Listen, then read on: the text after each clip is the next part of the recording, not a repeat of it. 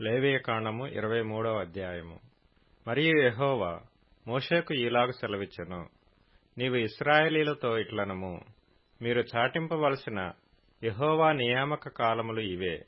ఈ కాలముల యందు మీరు పరిశుద్ధ సంఘములుగా కూడవలెను. నా నియామక కాలములు ఇవి: 6 దినములు పనిచేయవలెను. వారము వారము 7వ దినము విశ్రాంతి దినము. అది పరిశుద్ధ సంఘపు దినము. అందులో మీరు ఏ పని అయినను చేయకూడదు. మీ సమస్త నివాసముల యందు అది యెహోవా నియమించిన విశ్రాంతి దినము. ఇవి యెహోవా నియామక కాలములు. నియమించిన కాలములను బట్టి మీరు చాటింపవలసిన పరిశుద్ధ సంఘపు దినములు ఇవి: మొదటి నెల 14వ దినమున సాయంకాలమందు యెహోవా పస్కా పండుగ జరుగును. ఆ నెల 15వ దినమున యెహోవాకు పొంగని రొట్టెల పండగ జరుగును. 7 దినములు మీరు పొంగని వాటినే తినవలెను. మొదటి దినమున మీరు పరిశుద్ధ సంఘముగా కూడవలెను. అందులో మీరు జీవనోపాధి అయిన ఏ పనియూ చేయకూడదు. 7 దినములు మీరు యెహోవాకు హోమార్పణము చేయవలెను. 7వ దినమున పరిశుద్ధ సంఘముగా కూడవలెను. అందులో మీరు జీవనోపాధి అయిన ఏ పనియూ చేయకూడదని వారితో చెప్పుము. మరియు యెహోవా మోషేకు ఇలాగ సెలవిచ్చెను, నీవు ఇశ్రాయేలీయులతో ఇట్లనుము, నేను మీకిచ్చుచున్న దేశమునకు మీరు వచ్చి దాని పంటను కోయినప్పుడు మీ మొదటి పంటలో ఒక పనను యాజకుని యొద్దకు తేవలెను. యెహోవా మిమ్మును అంగీకరించినట్లు అతడు యెహోవా సన్నిధిని ఆ పనను అల్లాడింపవలెను. విశ్రాంతి దినమునకు మరుదినమున యాజకుడు దానిని అల్లాడింపవలెను. మీరు ఆ పనను అర్పించు దినమున నిర్దోషమైన ఏడాది పొట్టేలును యెహోవాకు దహన బలిగా అర్పింపవలెను. దాని నైవేద్యము నూనెతో కలిసిన 2 10వ వంతుల గోదుమ పిండి. అది యెహోవాకు ఇంపైన సువాసన గల హోమము. దాని పానార్పణము 30 ద్రాక్షారసము.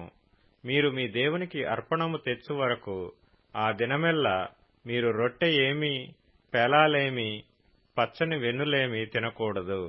ఇది మీ తరతరములకు మీ నివాస స్థలములన్నిటిలో నిత్యమైన కట్టడ. మీరు విశ్రాంతి దినమునకు మరునాడు మొదలుకొని, అనగా అల్లాడించు పనను మీరు తెచ్చిన దినము మొదలుకొని 7 వారములు లెక్కింపవలెను. లెక్కకు తక్కువ కాకుండా 7 వారములు ఉండవలెను. 7వ విశ్రాంతి దినపు మరుదినము వరకు మీరు 50 దినములు లెక్కించి యెహోవాకు క్రొత్త ఫలముతో నైవేద్యము అర్పింపవలెను. మీరు మీ నివాసములలో నుండి తూములో 2/10వ వంతుల పిండి గల 2 రొట్టెలను అల్లాడించు అర్పణముగా తేవలెను. వాటిని గోధుమ పిండితో చేసి పులియబెట్టి కాల్చవలెను. అవి యెహోవాకు ప్రథమ ఫలముల అర్పణము. మరియు మీరు ఆ రొట్టెలతో నిర్దోషమైన 7 ఏడాది మగ గొర్రెపిల్లలను, 1 కోడె దూడను, 2 పెద్ద పొట్టేళ్లను అర్పింపవలెను. అవి వారి నైవేద్యములతోనూ వారి పానార్పణములతోనూ దహనబలి అయి యెహోవాకు ఇంపైన సువాసన గల హోమమగును. అప్పుడు మీరు మేకలలో 1 పోతును పాపపరిహారార్థ బలిగా అర్పించి 2 ఏడాది గొర్రెపిల్లలను సమాధాన బలిగా అర్పింపవలెను. యాజకుడు ప్రథమ ఫలముల రొట్టెలతో వాటిని, ఆ 2 పొట్టేళ్లను యెహోవా సన్నిధిని అల్లాడింపవలెను. అవి యెహోవాకు ప్రతిష్ఠింపబడినవై యాజకుని వగును. ఆనాడే మీరు పరిశుద్ధ సంఘముగా కూడవలెనని చాటింపవలెను.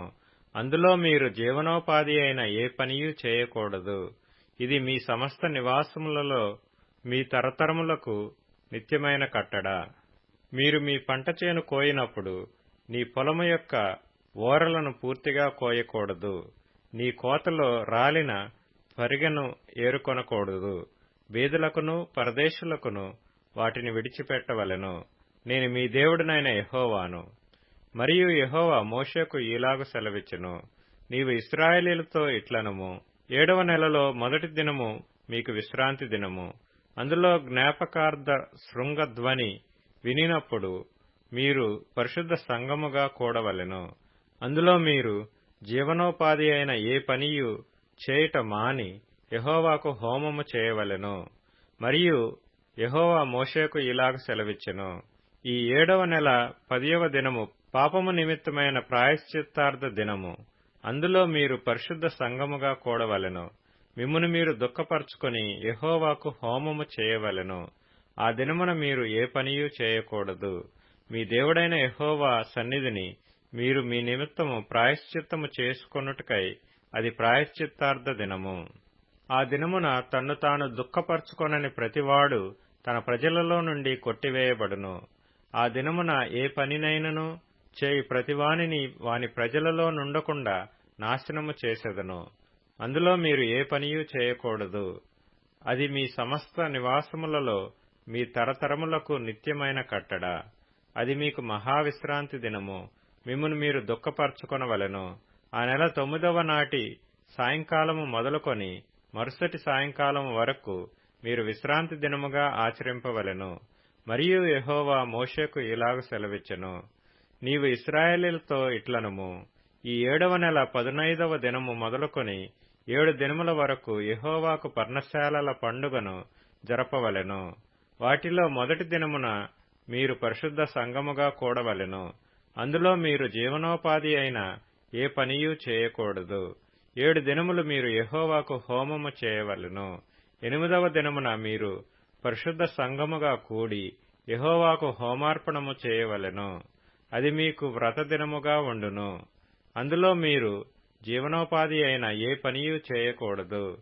యెహోవా నియమించిన విశ్రాంతి దినములు గాకయు, మీరు దానములనిచ్చు దినములు గాకయు, మీ మ్రొక్కుబడి దినములు గాకయు, మీరు యెహోవాకు స్వేచ్ఛార్పణములనిచ్చు దినములు గాకయు, యెహోవాకు హోమద్రవ్యమునేమి, దహనబలి ద్రవ్యమునేమి, నైవేద్యమునేమి, బలినేమి, పానీయార్పణములనేమి అర్పించుటకై పరిశుద్ధ సంఘపు దినములుగా మీరు చాటింపవలసిన యెహోవా నియామక కాలములు ఇవి.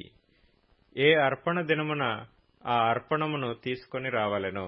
అయితే 7వ నెల 15వ దినమున మీరు భూమి పంటను కూర్చుకొనగా 7 దినములు యెహోవాకు పండుగ ఆచరింపవలెను. మొదటి దినము విశ్రాంతి దినము, 8వ దినము విశ్రాంతి దినము. మొదటి దినమున మీరు దబ్బ పండ్లను, ఈత మట్టలను, గొంజి చెట్ల కొమ్మలను, కాలువల యొద్ద నుండి నిరవంజి చెట్లను పట్టుకొని 7 దినములు మీ దేవుడైన యెహోవా సన్నిధిని ఉత్సహించుచుండవలెను. అట్లు మీరు ఏటేటా 7 దినములు యెహోవాకు పండగగా ఆచరింపవలెను. ఇది మీ తరతరములలో నిత్యమైన కట్టడ. 7వ నెలలో దానిని ఆచరింపవలెను. నేను ఐగుప్తు దేశములో నుండి ఇశ్రాయేలీయులను రప్పించినప్పుడు వారిని పర్ణశాలలో నివసింపచేసితినని మీ జనులు ఎరుగునట్లు 7 దినములు మీరు పర్ణశాలలలో నివసింపవలెను. ఇశ్రాయేలీయులలో పుట్టిన వారందరూ పర్ణశాలలలో నివసింపవలెను. నేను మీ దేవుడనైన యెహోవాను. అట్లు మోషే ఇశ్రాయేలీయులకు యెహోవా నియామక కాలములను తెలియచెప్పెను.